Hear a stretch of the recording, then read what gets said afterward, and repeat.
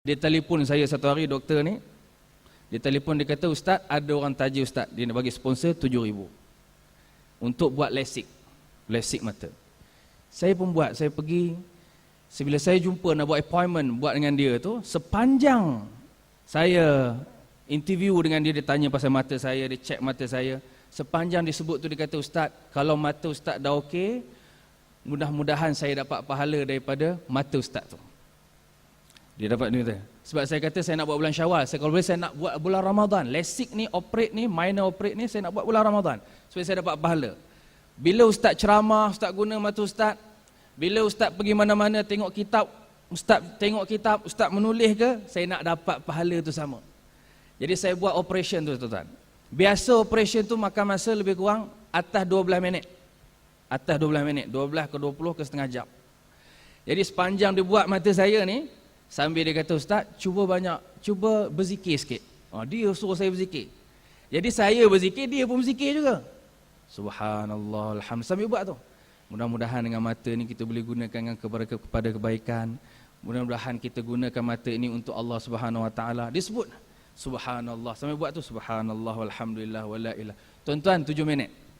7 ke 12 minit saja proses nak buat operation minor tu, minor operation tu. Tak lama.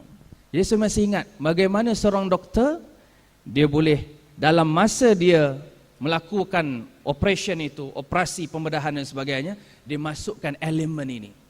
Dan ramai yang saya dengar, orang yang datang ke hospital itu, bila datang, sebelum tu tak bertudung contohnya. Maklumlah orang kaya-kaya masuk ke hospital tu, tak bertudungnya dengan datang. "Mana doktor? Saya nak jumpa. Cepat sikit. I nak cepat, I busy ni." Boleh tengok karenah macam-macam. Tapi bila jumpa dengan doktor ni, dia berubah. Dulu tak pakai tudung, dulu jadi banking, elok je. Sebab apa? Doktor ni bawa elemen yang baik dalam semasa proses pembedahan itu dilakukan. Ramai berubah, Masya Allah. Itu saya nak masukkan apa? Seorang doktor, dia menilai kerjanya bukan nilai mata akal dan mata nafsu sahaja, tapi dinilai juga dengan mata hati. Pandangan nafsu selalu melulu, pandangan hati itu yang hakiki. Kalau hati itu bersih, pandangan hati itu yang hakiki. Kalau hati itu bersih, hati, itu chorus dia. Tuan-tuan nak dengar chorus tu kena dapat CD yang original. Amboi, dah macam ni dah. Nak mendengarnya, mana boleh dapatkan CD yang original, tuan-tuan. Tuan-tuan dirahmati Allah. Tuan-tuan tahu siapa profesor tu? Ni benda baik saya sebut. Kalau saya tak sebut. Profesor Dr. Muhaya. Dia seorang doktor yang bukan seorang doktor badan, doktor luaran, tapi dia juga doktor jiwa. Yang insya-Allah, saya ingat kalau ramai doktor yang begini, ramai orang boleh berubah. Sebenarnya sakit ni bukan sakit luaran. Sakit ni sebenarnya datang daripada dalaman. Bila banyak bawa cas-cas buruk, dia akan bawa keburukan. Malah sakit akan terus berjangkit, akan terus menerus sakit. Tapi kalau dalamnya cantik, dalamnya baik, bak kata Ustaz Haris tadi, insya-Allah dia akan jadi semakin elok, insya-Allah, biiznillah taala. Allah taala. Alhamdulillah. Awak dengar-dengar itu tadi, kan, saya pun nak doa banyak-banyak lah Ustaz, kan. Mudah-mudahan ada siapa-siapa kat bawah ni sanggup bagi 7,000, mana tahu. Jadi Ustaz, kita terus kepada penonton. Soalan penonton yang kedua. Kita buka soalan daripada Muslimah pula. Bagi tahu nama dan dari mana soalan. Silakan.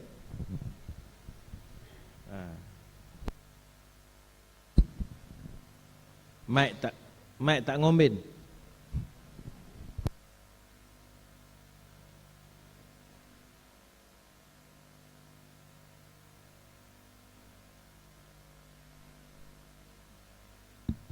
Assalamualaikum warahmatullahi wabarakatuh.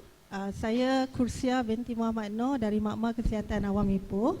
Soalan saya kepada Ustaz, akal yang cerdas dan fizikal yang cergas tidak dapat dipisahkan. Pada pandangan Ustaz, bagaimana dua elemen ini dapat disatukan hingga mampu melahirkan masyarakat yang memiliki integriti kelas pertama? Mohon penjelasan lanjut dari Ustaz. Terima kasih. Oh, integriti kelas pertama. Ya. Susah soalan tu. Nasib baik tanya dekat calon PhD, kan? Jadi soalannya, akal yang cerdas dan fizikal yang cergas. Dua elemen, akal dan fizikal.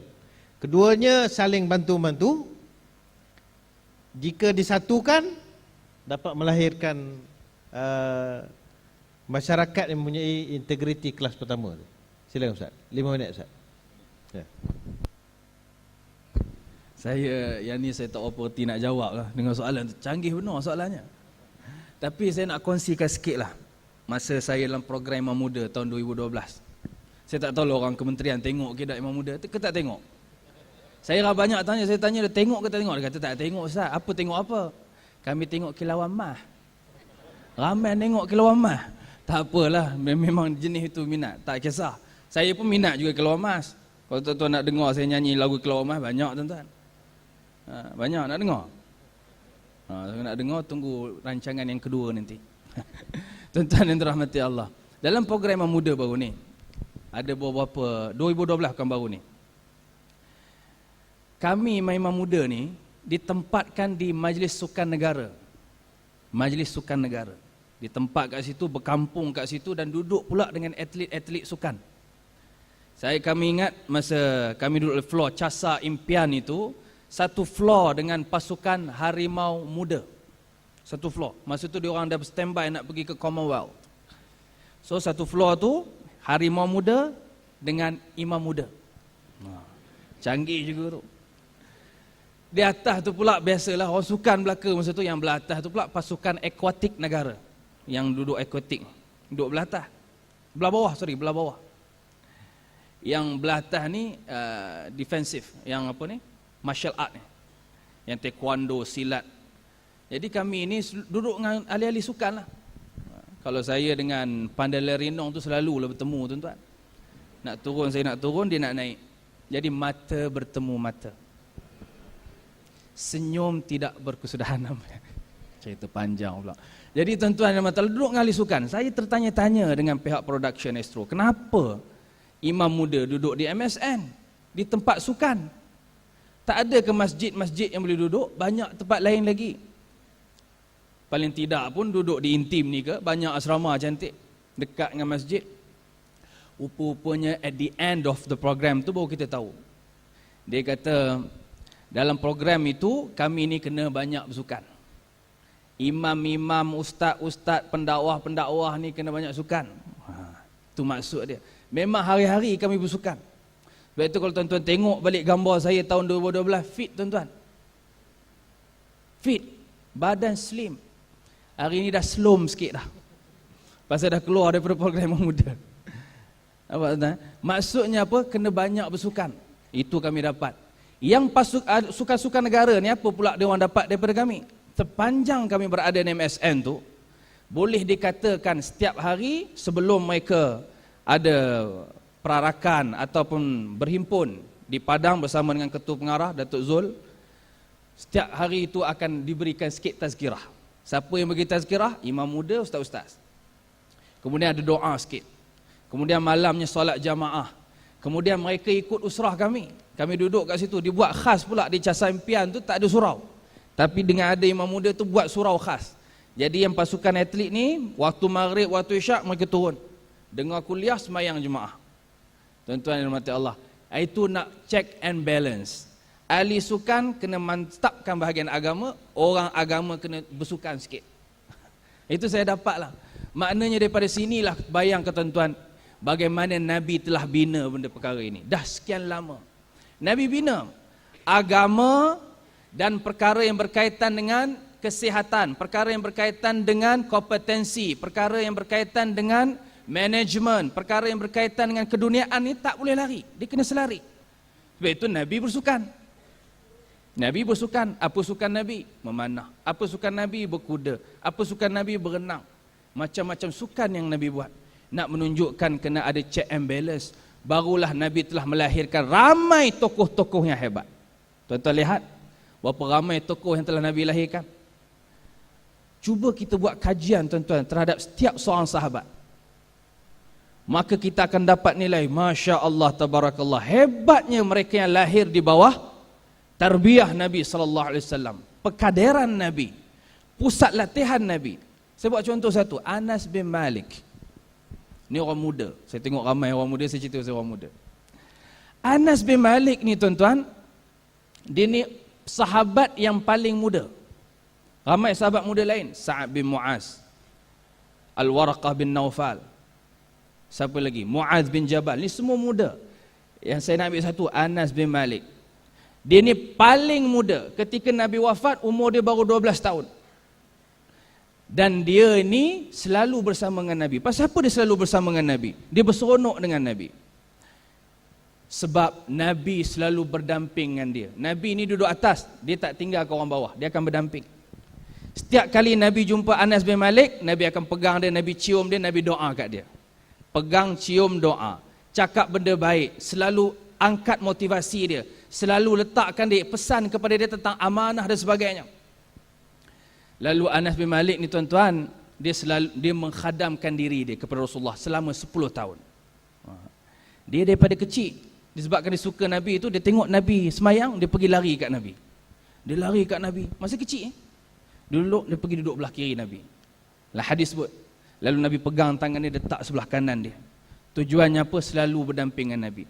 Dia membesar dalam keadaan dia selalu bersama dengan Nabi. Apa pendamping yang paling kuat antara Nabi dan juga Anas bin Malik? Pendampingnya ialah sayang, kasih sayang. Pendampingnya ialah Anas dia tahu Rasulullah itu adalah tuan dia, lalu dijaga amanah, dijaga integriti dengan tuan dia.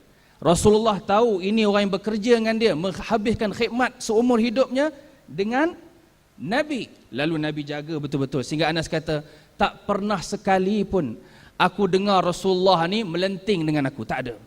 Tuan-tuan tengok hadis Anas bin Malik. Tak pernah sekali pun bila aku buat macam ni, Nabi kata, kenapa kamu buat macam ni, tak buat macam ni. Tak pernah. Begitulah hubungan Nabi SAW yang begitu akrab dengan Anas bin Malik. Apa rahsianya tuan-tuan? Doa. Nabi ni suka berdoa. Antara doa yang Nabi bacakan kepada Anas bin Malik, saya ingat sebagai penutup, Nabi doa kepada dia, Allahumma akthir malahu wa waladahu wa wassi' lahu fi darihi wa barik lahu fima a'taitahu wa ahsin amalahu waghfir lahu. Ini doa dia. Saya ingat kita boleh baca. Ulama dia ambil doa ni, dia kata baca waktu duha. Ini warid daripada Nabi. Apa maksud dia? Ya Allah, kau banyakkanlah harta Anas bin Malik. Ya Allah, kau ramaikanlah anak Anas bin Malik. Ya Allah, kau berkatikanlah setiap apa yang kau berikan kepada Anas bin Malik. Ya Allah, kau cantikkanlah amalan Anas bin Malik. Ya Allah, kau ampunilah dosa Anas bin Malik. Ni Nabi baca ketika dia kecil, lalu dia membesar dalam keadaan itu. Tuan-tuan, apa hasilnya? Walaupun Nabi wafat, apa hasil kepada Anas bin Malik? Disebut oleh ahli sejarah, Anas bin Malik ni antara umur yang terpanjang dalam kalangan sahabat. Berapa umur dia? Agak-agak tuan-tuan berapa? Siapa dapat, saya bagi hadiah. Berapa umur dia? Tak tahu. 60, 70. Umur Anas bin Malik 114. Dia meninggal ketika umurnya 114. Ada riwayat kata 12, ada kata 13. Tak apa, tapi panjanglah umurnya tu. Anak dia berapa ramai gamak? 6, 7. Anak Anas bin Malik lebih daripada 100. Berapa orang pula bininya? Soal mikir bininya, janji 4 lah tu. 100, lebih daripada 100 anak dia. Harta Anas bin Malik ni sangat banyak, sehingga dia wafat pun walaupun dia banyak bersedekah, tak putus harta dia. Dan dia disebutkan sebagai bank sebuah bank di Madinah Al-Munawwarah, Anas bin Malik ni. Kebunnya adalah kebun yang paling terbaik di Madinah. Saya bawa jemaah selalu pergi, travel saya, bawa pergi ke Madinah Al-Munawwarah. Kalau sampai ke kawasan Uhud, biasanya saya akan tunjukkan pada ahli jemaah, ini dia kebun Anas bin Malik. Buahnya yang paling hebat, dipanggil Jaudah Aliyah, mutu yang paling tinggi, paling mahal pun. Lagi apa lagi? Rumah Anas bin Malik semua orang suka bertandang. Pasal apa? Dirasakan luas. Kemudian yang paling penting saya nak sebutnya adalah umur yang panjang tu tadi. Pasal apa umur yang panjang? Sebab dia ada hubung kait dengan Allah Subhanahu Wa Taala. Dari sudut amalannya. Kalau kita tengok orang yang sihat-sihat ni pun, Masya Allah, dia ada amalan dia. Pemakanannya, cara jaga badannya, cara hubungannya, dia tak stres dan sebagainya. Insya Allah, Allah panjangkan umur dia. Begitulah kisah Anas bin Malik yang kita boleh tahu bagaimana integritinya kepada Rasulullah sallallahu alaihi wasallam. Wallahu taala. Alhamdulillah. Saya sebut tadi ada masa 25 minit, tapi bukan semua ustaz. Setengah minit je dia tinggal ustaz untuk Ustaz Aris. Tak apalah. Dah. Saya minta izin tuan-tuan dia, tambah sikit lagi je. Tambah sikit masa. Saya ingat untuk forum kena minta izin. Kalau nyanyi tak apa. Baik. Jadi saya teringat tadi, saya nak tambah sikit lagi. Dalam Islam ni, kenapa Islam ni begitu baik dari segi apabila kita gabungkan akal dan jasad tadi? Kerana dalam Islam dia ada satu lagi ilmu yang disebut sebagai ihsan. Ihsan. Lepas tu tuan-tuan dan puan, dalam pekerjaan itu kalau kita tambahkan ihsan, sebenarnya yang disebut oleh imam muda tadi, Dr. Muhayya tadi, dia punya kerja cukup buat operation. Tapi yang disebut tadi subhanallah, yang disebut ingat Allah, yang disebut dapat pahala, itu adalah ihsan. Yang ini yang kita digalakkan. Integriti dalam Islam bukan sekadar buat secukup yang dikenaki, tetapi kita kena ada ekstra, tambahan pada perkara-perkara yang kita fikir baik untuk agama. Jadi kalau orang sakit, kita angkat, sebut Allahu Akbar, Astaghfirullahalazim, Bismillahirrahmanirrahim, La ilaha illallah. Mudah-mudahan orang yang kita rawat itu dia akan mendapat kebaikan daripada apa yang kita lafazkan. Jadi lagi seminit dua Ustaz Aris, kesimpulan Ustaz, silakan. Terima kasih. Minda sihat pencetus ummah berintegriti ya. Jadi tuan-tuan dan puan yang dirahmati Allah, kita dah sampai ke penghujung bicara ilmu kita pada pagi ini. Banyak benda dah disumbangkan oleh Saudara Fadilah Ustaz Ashraf dan Ustaz Mahmud Jabbar kita ya. Jadi sebagai kesimpulan lah daripada bicara kita pada hari ini, tuan-tuan dan puan yang dirahmati Allah ya, tugas saya yakin tugas tuan-tuan Kementerian Kesihatan Malaysia, Jabatan Kesihatan Negeri, tugas yang sangat mulia lah ya. Tugas pegawai perubatan ataupun yang berkaitan dengan perubatan ini tugas yang sangat hebat. Terima kasih dan tahniah syabas diucapkan kepada tuan-tuan yang memilih profession ini. Ya, dan kalau tuan-tuan tengok pun kajian profession yang dipercayai oleh masyarakat di Malaysia ni lah khususnya, nombor satu memang doktor punya. Doktor lah paling dipercayai oleh orang. Ustaz ni nombor 3 dah. Ustaz ni ranking nombor 3 orang percaya. Orang tak pernah percaya betul ke ustaz tu, kan? Tapi doktor bagi ubat memang dimakan. Ya, nak ceritakan tuan-tuan dah dapat satu kepercayaan daripada masyarakat. Gunakanlah ya kesempatan yang ada ini ya untuk kita nak mendekati mereka dengan cara berdakwah. Saya pernah tuan-tuan, orang telefon saya, ini cerita sikit lah. Di kampung saya ada satu orang, dia tentera. Ustaz Ashraf mungkin masa tu kecil lagi. Dia ni minta maaf lah semua orang Islam sini. Saya bukan ada niat apa, tak ada apa-apa kan. Cuma niatnya, dia cerita kat saya, dalam ambulans, orang tu kemalangan, orang tu India, beragama Hindu, dalam ambulans. Dia kata, tapi muka dia muka orang Melayu. Dia kata, Ustaz,